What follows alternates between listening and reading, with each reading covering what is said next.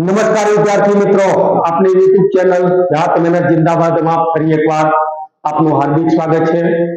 મિત્રો, આજે માધ્યમિક અને ઉચ્ચતર માધ્યમિક એના પરિણામો બહાર પડી ગયા છે। ઇન્ટેલિજન્સ પરિવારના વિદ્યાર્થીઓ અને ગુજરાત બોર્ડમાંથી જેણે પરીક્ષા આપી છે એવા પાસ થયેલા ઉત્તીર્ણ થયેલા તમામ વિદ્યાર્થીઓને ઇન્ટેલિજન્સ પરિવાર તરફથી हार्दिक शुभेच्छाओं। मित्रों, जे विद्यार्थीओ क्वॉलिफाइड नहीं थया अथवा तो नापास थया छे ते विद्यार्थीओए पण हिम्मत हारवानी जरूर नथी। मित्रों, तमारे हिम्मत राखवानी छे, फरीथी प्रयत्न करवाना छे अने फरीथी प्रयत्न करीने जळहळતું परिणाम मेळववा माटेनी कोशिश करवानी छे। मित्रों, एक बार जिंदगी आपने वारंवार तक आपे छे। मित्रों, कई तक आपणे झड़पथी ए आपणा हाथनी वात छे तो फरीथी प्रयत्न करो, फरीथी एकवार कूदी पड़ो मैदानमां अने उच्चतम शिखरोने सर करो एवी इंटेलिजन्स परिवार तरफथी आप सर्वेने शुभकामनाओं। मित्रों, आपणे आजे त्रिकोण विशेनी माहिती मेळवीशुं। मित्रों, त्रिकोणनो प्राथमिक परिचय अगाउना કેટલાક વિડિયોની અંદર આપણે જોયેલો છે, એ તમને ડિસ્ક્રિપ્શન લિંકની અંદર નીચે જોવા મળશે અને એની અંદર ત્રિકોણનો જે બેઝિક ખ્યાલ છે, એના પ્રકારો છે, એના વિશેની માહિતી આપણે મેળવી હશે। આજે ધોરણ 10 ગણિતમાં પ્રકરણ નંબર 6 ત્રિકોણ પરિચય એના વિશેની આપણે વિગતવાર માહિતી મેળવી છે। મિત્રો, તો આ વિડિયો ગમે તો એને લાઈક, શેર અને સબસ્ક્રાઇબ કરવાનું નહીં ભૂલતા અને બેલ આઇકન જે છે એને દબાવો। અગાઉના વિડિયો તમારી સામે પ્રસ્તુત હશે। મિત્રો, તો આવો આજે આપણે ત્રિકોણ વિશેની કેટલીક મહત્વપૂર્ણ બાબતો અને દાખલાઓની ચર્ચા કરીએ।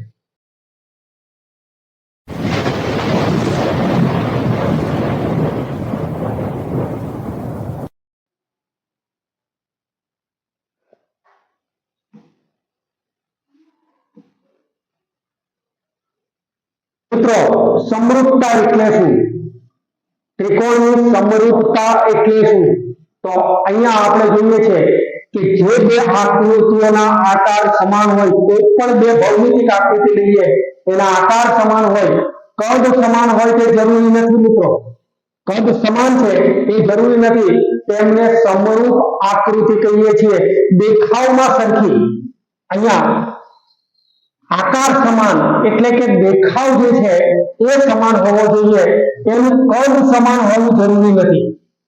એના પરિમાણો, એના લંબાઈ, પહોળાઈ, ઊંચાઈ, ત્રિજ્યા વગેરે સમાન હોવા જરૂરી નથી। મિત્રો, ફક્ત માત્ર ને માત્ર દેખાવ સમાન હોય તો એવી આકૃતિઓને આપણે સમરૂપ આકૃતિ કહીએ છીએ।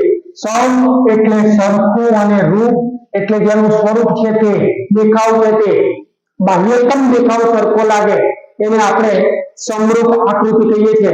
મિત્રો, અહીંયા આપણે જોઈએ કે એક પીપળું મોટું છે અને બીજું પીપળું જે છે એ નાનું છે, તો અહીંયા દેખાવની દ્રષ્ટિએ બંને સરખા છે। આ બંને દેખાવની દ્રષ્ટિએ સરખા છે, કદમાં સરખા નથી। આમાં 100 કિલો અનાજ આપણે ભરી શકીએ છીએ, આમાં 10 કિલો અનાજ પણ ના ભરી શકીએ, તો બંનેનો કદ સરખું નથી પણ દેખાવ સરખો છે। આ વસ્તુ જે જોવાની છે કે જેનો દેખાવ સરખો છે એવી આકૃતિઓને આપણે સમરૂપ આકૃતિ તરીકે ઓળખવામાં આવે છે। મિત્રો, અહીંયા જોઈએ છે આપણે કે કોઈ પણ બે રેખાખંડો હંમેશા સમરૂપ હોય છે। બિંદુ A આપેલું હોય આપણને અને બિંદુ B આપેલું હોય, આ બંને બિંદુઓને જોડતો રેખાખંડ AB આપણને મળે છે। ત્યારબાદ બિંદુ C આપેલું છે અને બિંદુ D આપેલું છે, આ બંને બિંદુઓને જોડતો રેખાખંડ CD મળે છે। તો રેખાખંડ AB અને રેખાખંડ CD જે છે એ દેખાવની દ્રષ્ટિએ સરખા છે, પરિમાણમાં સરખા નથી, માપ સરખા નથી, તો એવી આકૃતિને પણ આપણે સમરૂપ આકૃતિ તરીકે ઓળખીશું। મિત્રો, અહીંયા આપણે જોઈએ કે ત્રિકોણ સમબાજુ ત્રિકોણ છે, આ પણ સમબાજુ ત્રિકોણ છે। મિત્રો, સમબાજુ ત્રિકોણો જ્યારે આપેલા હોય ત્યારે સમબાજુ ત્રિકોણો પણ દેખાવની દ્રષ્ટિએ સરખા છે, એમના પરિમાણ સરખા નથી, માટે આ આકૃતિઓને પણ આપણે સમરૂપ આકૃતિ તરીકે ઓળખીએ છીએ. દેખાવ માત્ર સરખા છે. બંનેને તમે ત્રિકોણ કહેશો, બંનેને સમબાજુ ત્રિકોણ કહેશો, આ બંનેને રેખાખંડ કહેશો, એના માપો સરખા નથી. હવે કોઈ પણ બે વર્તુળ, એક નાની તપેલીનું ઢાંકણ હોય અને એક મોટી તપેલીનું ઢાંકણ હોય, અથવા તો ટ્રેક્ટરનું આગળનું પૈડું એ પણ નાનું છે, પાછળનું પૈડું મોટું છે, પણ બંને છે તો વર્તુળ, તો આ વર્તુળાકાર હંમેશા સમરૂપ આકૃતિઓ છે. એ જ રીતે બે ચોરસ તો લઈએ, અહીંયા આપણી પાસે નાની ટાઇલ્સ છે, ત્યાર પછી અહીંયા એક મોટી ટાઇલ્સ છે. આ બંને ટાઇલ્સ ચોરસ છે. બંને ટાઇલ્સના માપ સરખા નથી, પરિમાણ સરખા નથી, પણ દેખાવની દ્રષ્ટિએ બંને ચોરસ છે, માટે એને સમરૂપ કહીએ. તો અહીંયા આપણે જોઈએ છે કે કોઈ પણ બે રેખાખંડો હંમેશા સમરૂપ હોય છે, કોઈ પણ બે ત્રિકોણો હંમેશા સમરૂપ હોય છે, કોઈ પણ બે વર્તુળ હંમેશા સમરૂપ હોય છે. ત્રિકોણની અંદર સમબાજુ ત્રિકોણ લઈ શકીએ, સમદ્વિબાજુ પણ લઈ શકીએ, કાટકોણ ત્રિકોણ પણ લઈ શકીએ, પણ બંને બાજુ એ સરખા હોવા જોઈએ, દેખાવની દ્રષ્ટિએ સરખા હોય. બંને વર્તુળો સમરૂપ છે અને કોઈ પણ બે ચોરસ હંમેશા સમરૂપ હોય છે. તો આવી આકૃતિઓને આપણે સમરૂપ આકૃતિ તરીકે ઓળખીએ. રેડી? આટલું ક્લિયર છે મિત્રો? સમરૂપ દેખાવની દ્રષ્ટિએ સરખા છે એવી આકૃતિને આપણે સમરૂપ આકૃતિ કહીએ છીએ.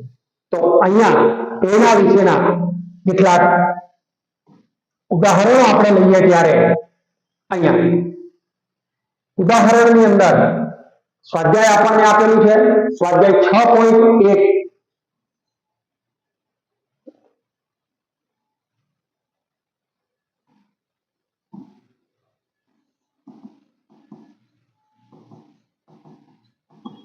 સ્વાધ્યાય 6.1 આપણને આપેલું છે અને મિત્રો અહીંયા આપણને કીધું છે કે બધા વર્તુળો ખાલી જગ્યા છે.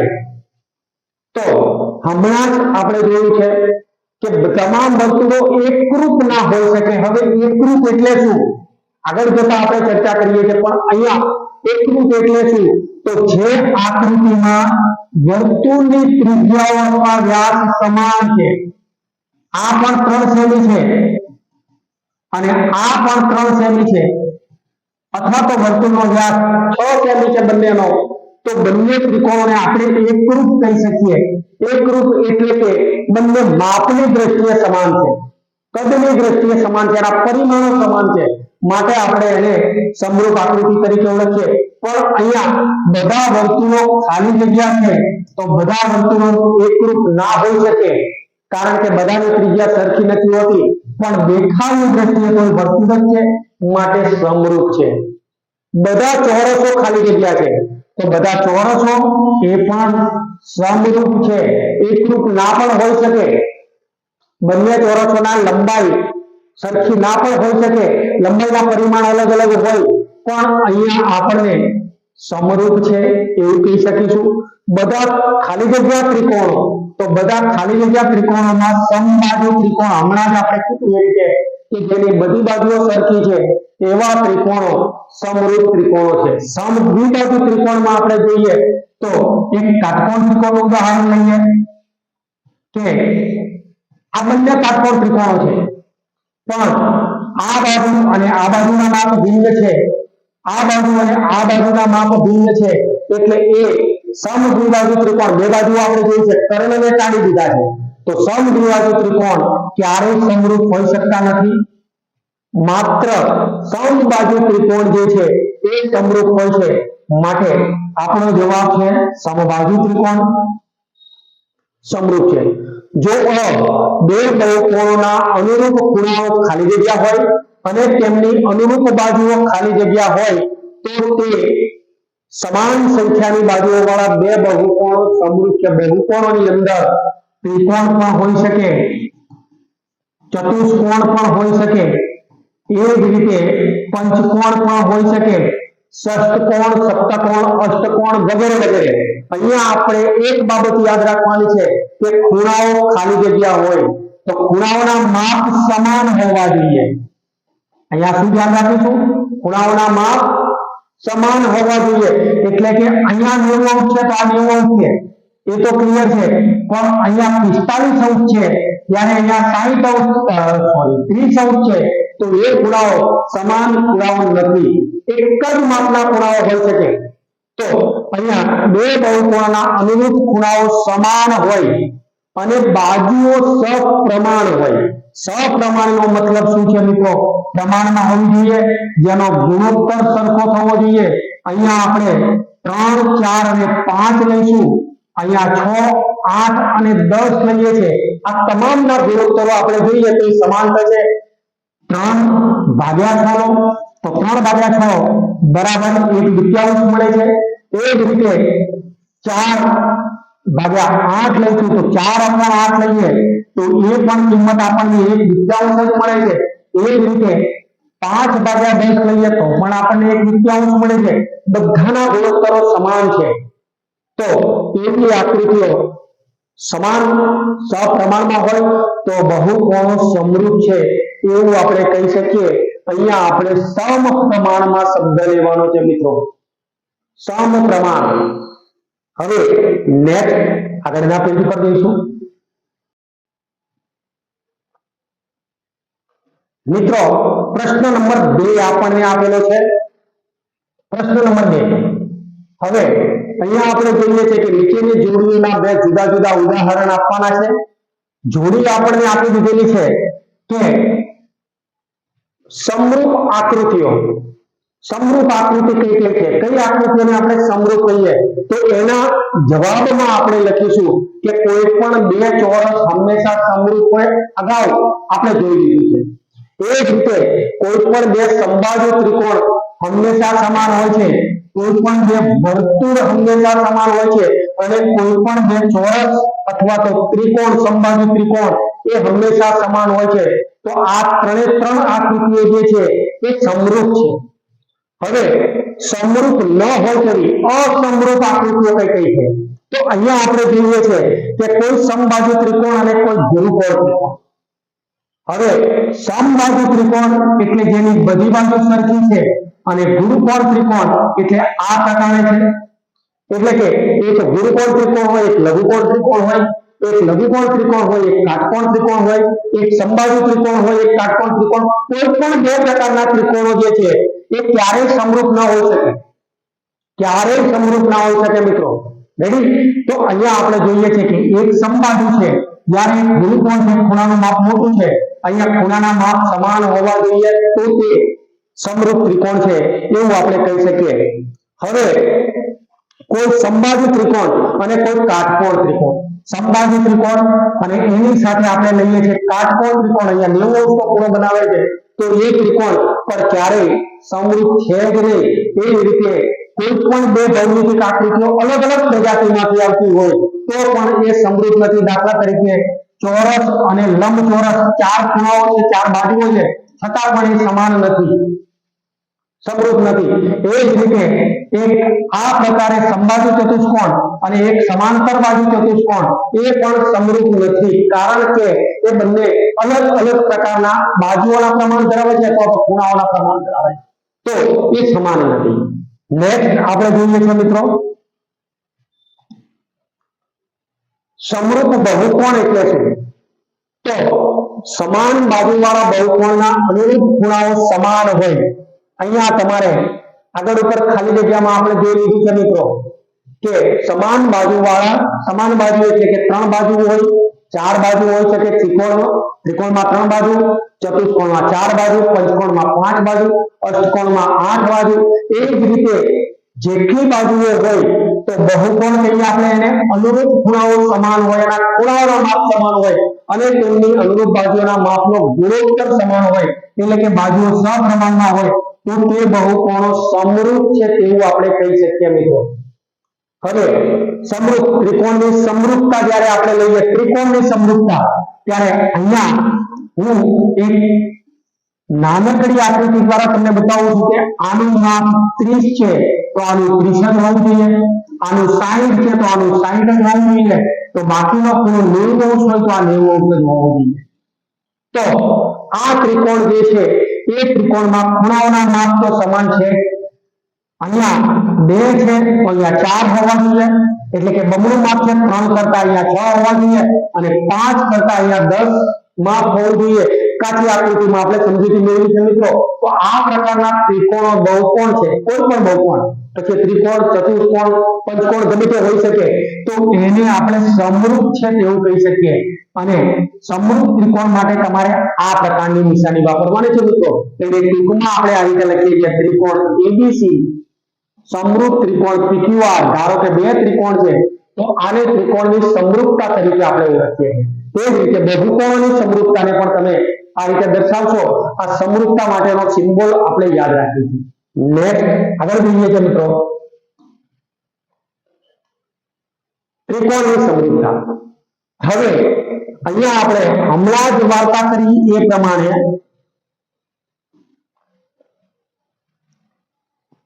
ત્રિકોણની સમરૂપતા, જો 2 ત્રિકોણના અનુરૂપ ખૂણાઓ સમાન હોય અને બીજા નંબરે તેમની અનુરૂપ બાજુઓના ગુણોત્તર સમાન હોય, એટલે કે બાજુઓ સપ્રમાણમાં હોય, તો તે 2 ત્રિકોણો સમરૂપ ત્રિકોણ છે. હમણાં જ આપણે આકૃતિની મદદથી તમને સમજાવ્યું છે કે ખૂણાઓના માપ કેવા હોવા જોઈએ? સમાન હોવા જોઈએ, સરખા હોવા જોઈએ. બંને ત્રિકોણના ખૂણાઓ સરખા છે, બસ આ ધ્યાન રાખજો. બંને ત્રિકોણના ખૂણાઓ સમાન. ત્રિકોણ એબીસી માં ખૂણા બી નું માપ 2 છે, 30 છે, તો ખૂણા Q નું માપ PQR માં ખૂણા Q નું માપ પણ 30 હોવું જોઈએ. એટલે કે અહીંયા ત્રિકોણ એબીસી આપણે લઈએ અને ત્રિકોણ PQR લઈએ ત્યારે ખૂણો A અને ખૂણો P, ખૂણો B અને ખૂણો Q, ખૂણો C અને ખૂણો R આના માપો સમાન હોવા જોઈએ. તો એ જે છે એક પહેલા નંબરની શરત પૂરી થાય છે આપણી 90°. પ્રથમ નંબરની શરત એટલે કે ખૂણાઓના માપ સરખા અને બાજુઓના માપનો ગુણોત્તર સમાન હોવો જોઈએ. હમણાં તમામનો ગુણોત્તર 1/2 આપણે લીધો છે, એટલે કે બાજુ AB લઈએ તો આની નીચે PQ લઈએ એનો ગુણોત્તર 1/2 થાય. એ જ રીતે BC અને અપોન QR લઈએ એનો ગુણોત્તર પણ અતિ સંક્ષિપ્ત રૂપ 1/2 થાય અને AC અપોન PR એ પણ 1/2 થાય. આ ગુણોત્તરો સમાન થાય છે તો એ ત્રિકોણો સમરૂપ ત્રિકોણ છે એવું આપણે કહી શકીએ મિત્રો. તો આ પ્રકાર યાદ રાખીશું. 2 સમકોણિક ત્રિકોણોમાં 2 અનુરૂપ બાજુઓનો ગુણોત્તર સમાન હોય છે. આમ સમરૂપ ત્રિકોણોની વ્યાખ્યાના બંને ભાગ એકલા પણ પર્યાપ્ત છે. એટલે કે સમરૂપ ત્રિકોણો સમકોણિક, બધા ખૂણાઓ સરખા હોય 60 60 60, તો એની બાજુઓ પણ સરખી હશે. તો એ તો હંમેશા સમરૂપ જ બનવાના, કારણ કે સમકોણિક ત્રિકોણ જે છે જેના તમામ ખૂણાઓ સરખા છે 60 60 અને 60 ત્રણેયનો સરવાળો 180 થાય છે, તો એવા ત્રિકોણોમાં તો બાજુઓ સપ્રમાણમાં રહેવાની. કારણ કે અહીંયા ત્રિકોણનો એક નિયમ આપણે સમજીએ છીએ કે સૌથી મોટી બાજુના માપના ખૂણો મોટો હોય છે, સૌથી નાની બાજુના ખૂણો નાનો હોય છે. એવું આપણે અહીંયા જોઈએ ત્યારે આ પ્રકારનું એક ત્રિકોણ મેં લીધું છે. અહીંયા જોઈએ કે સૌથી નાનો ખૂણો છે સામેની બાજુ સૌથી નાની છે અને સૌથી મોટો ખૂણો છે એની સામેની બાજુ સૌથી મોટી છે મિત્રો. તો એ પ્રમાણે સમાન બાજુઓ છે તો એના ખૂણાઓ સમાન હશે. અહીંયા સમકોણિક શબ્દ વાપર્યો છે, ખૂણાઓ સમાન છે. તો ખૂણાઓ સમાન હોય તો ત્રણેયના માપ સરખા બનવાના છે 60 60 અને 60. જો ત્રણ ખૂણાઓના માપ સરખા બને છે તો એની બાજુઓના માપ તો સપ્રમાણ બનવાના છે, કારણ કે ખૂણાઓના માપ સરખા હશે. ભલે ત્રિકોણ મોટું હોય ખૂણાઓના માપ સમાન હશે તો બાજુઓનો ગુણોત્તર જે છે એ હંમેશા સરખો મળવાનો છે. માટે આવું ત્રિકોણ એ સમરૂપ ત્રિકોણ છે એવું આપણે કહી શકીએ મિત્રો. નેક્સ્ટ પ્રમેય 6.1 આપણે મૌખિક અત્યારે હાલ પૂરતું યાદ રાખીશું. સપ્રમાણતાનું મૂળભૂત પ્રમેય અથવા હેલ્સનું પ્રમેય. જો ત્રિકોણની કોઈ એક બાજુને સમાંતર દોરેલી રેખા બાકીની 2 બાજુઓને ભિન્ન બિંદુઓમાં છેદે તો તે બાજુઓ પર કપાતા રેખાખંડો તે બાજુઓનું સપ્રમાણમાં વિભાજન કરે છે. મિત્રો અહીંયા આપણે જોઈએ છે કે આ પ્રકારનું એક ત્રિકોણ એબીસી આપેલું છે. હવે એમાં કોઈ એક બાજુને સમાંતર દોરેલી રેખા, તો બીસી ને સમાંતર દોરેલી રેખા અહીંયા પી અને ક્યુ બિંદુમાં છેદે છે. આવું આપણે વિચારવાનું છે કે બીસી માં દોરેલી રેખા પી અને ક્યુ બિંદુમાં છેદે છે. તો અહીંયા જોઈશું તો તે બાજુઓ પર કપાતા રેખાખંડો તે બાજુઓનું સપ્રમાણમાં વિભાજન કરે છે. એટલે કે એપી જેમ પીબી હોય તો અહીંયા એક્યુ જેમ ક્યુસી મળે. એપી જેમ પીબી, એપી અને પીબી નું માપ પ્રમાણમાં હશે એને તમે આ રીતે પણ લખી શકો, એક્યુ જેમ ક્યુસી. તો બંનેનું સમાન ગુણોત્તરમાં વિભાજન કરે છે. તો અહીંયા આપણે જોઈએ છીએ કે સપ્રમાણમાં વિભાજન કરે છે. ત્રિકોણ એબીસી માં બાજુ બીસી ને સમાંતર એક રેખા ડી એબી અને એસી ને અનુક્રમ ડી અને ઈ બિંદુમાં છેદે છે. તો અહીંયા આ આપણે પી અને ક્યુ ના બદલે ડી અને ઈ લઈ લેશો તો ત્યાં એડી અને ડીબી, એ જ રીતે એઈ અને ઈસી આ પ્રકારનું એક પરિમાણ આપણને મળે છે મિત્રો. તો અહીંયા જોઈશું કે પ્રમેય 6.1 થેલ્સનું પ્રમેય અગાઉ આપણે ગમે ત્યારે એની ચર્ચા કરીશું મિત્રો, એના માટે એક અલગ વિડીયો બનાવીશું. અને એ થેલ્સનું પ્રમેય તમારે કમ્પ્લીટ ગોઠવી નાખવાનું છે, નિશાનીઓ સાથે તૈયાર કરી દેવાનું છે મિત્રો. પણ અહીંયા યાદ રાખો કે એની આકૃતિ જે છે એ આપણે આ રીતે દોરવાની છે. તો આ થેલ્સનું પ્રમેય છે. નેક્સ્ટ આકૃતિ 1 અને 2 માં બી સમાંતર બીસી છે તો એડી શોધો. અહીંયા તમારી પાસે જે પણ બે આકૃતિઓ આપણને આપેલી છે ખૂટતો ભાગ આપણે મેળવવાનો છે મિત્રો. સૌ પ્રથમ આપણે જોઈએ ત્યારે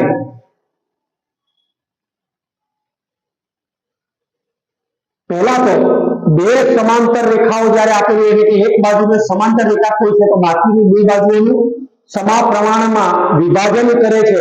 એટલે કે એડી અપોન બીબી અને એઈ અપોન ઈસી સમાન ગુણોત્તરમાં વિભાજન થયું છે અહીંયા.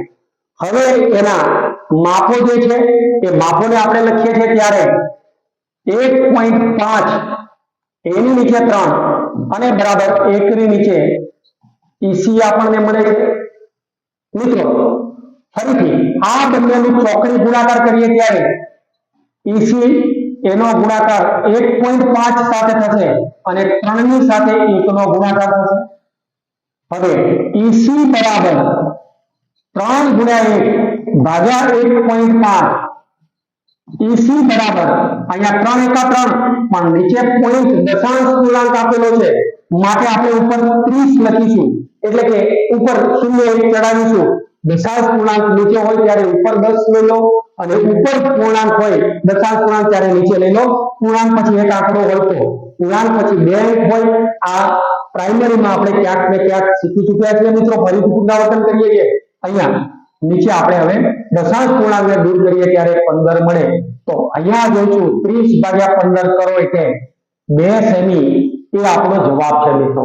હવે એ જવાબને તમે જુઓ તો એ 1.5 કરતા 3 બમણા છે તો 1 કરતા 2 એ હંમેશા બમણા મળ્યા છે. એટલે કે તેનો ગુણોત્તર સમાન મળે છે, સપ્રમાણમાં છે.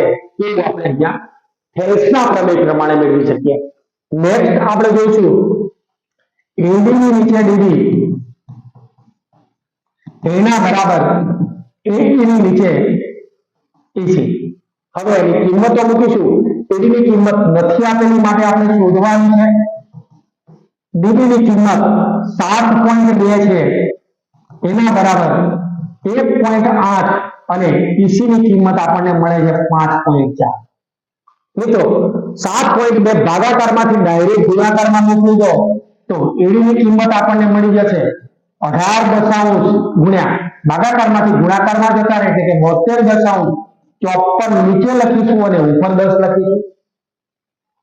હવે અતિ સંક્ષિપ્ત રૂપ પ્રમાણે આને જ્યારે છેદ ઉડાડીએ ત્યારે 10 તો ઉડી જઈએ. 18 × 36 18 કરીને 54 અને 18 ને 72.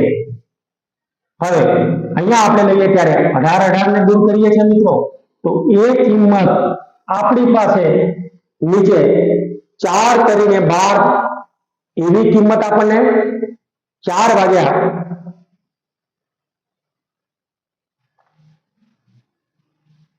72 ભાગ્યા 3 કરીએ તો 24 અને 24 ને 1 પોઈન્ટ કાપીએ ત્યારે 2.4 મળે છે મિત્રો. તો 2.4 સેમી એ આપણો જવાબ છે. હવે અહીંયા જોઈશું કે 7.2 અને AD ની કિંમત 2.4 તો 24 તરીને 72 24 ગુણ્યા 3 કરો ત્યારે 72 થાય છે. એ જ રીતે દશાંશને અવગણીને 18 ગુણ્યા 3 કરો ત્યારે 18 36 18 કાઢીને 54 થાય છે. 24 કરતા 3 ગણા 72 છે, 18 કરતા 3 ગણા 5.4 છે. તો આ પ્રમાણે તમે સરસ મજાની રીતથી આનો ઉકેલ મેળવી શકો છો મિત્રો. નેક્સ્ટ તો મિત્રો ત્રિકોણ વિશેની સરસ મજાની આપણે આજે ચર્ચા કરી. એમાં દરેક દાખલાઓની સમજૂતી, વિગતવાર માહિતી જો તમને ગમી હોય તો મિત્રો ફરી એકવાર વિડીયોને લાઈક કરવાનું ભૂલશો નહીં અને નવા વિડીયો સાથે આપણે ફરીથી મળીએ. ત્યાં સુધી સર્વેને જય હિન્દ.